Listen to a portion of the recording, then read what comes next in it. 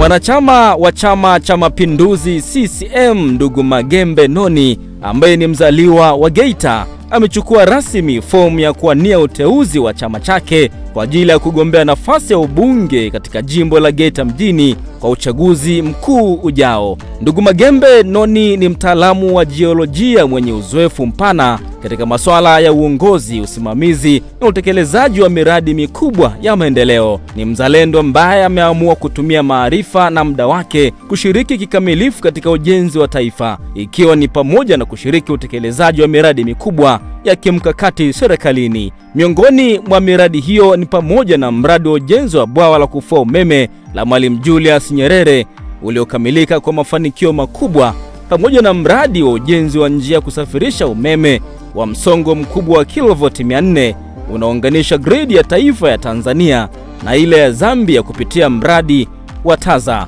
Baada ya mchango wake mkubwa kwa taifa, ndugu Magembe sasa amerudi nyumbani Geita akiwa na dhamira ya dhati ya kuwatumikia wananchi wa jimbo la Geita mjini kama mbunge, ikiwa atapewa ridhaa na chama chake na baadaye kuungwa mkono na wananchi. Katika maelezo yake na waandishi wa habari, Magembe amesema lengo lake ni kushirikiana na wananchi kuharakisha maendeleo, kutumia ujuzi alionao kushirikiana na serikali katika kuleta mabadiliko chanya kwa jamii ya Geita mjini. Natoka kuchukua fomu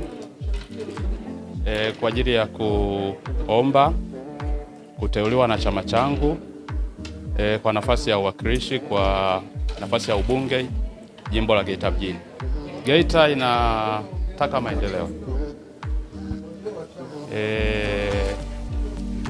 Hakuna uwiano mzuri wa rasilimali zilizoko Geita na maendeleo yaliyoko Geita.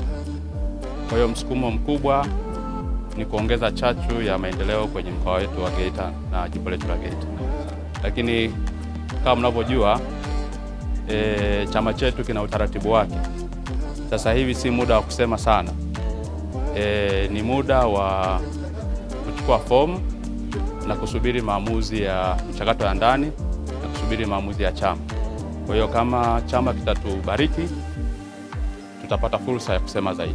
Imani yangu ni nzuri. Imani yangu ni kwamba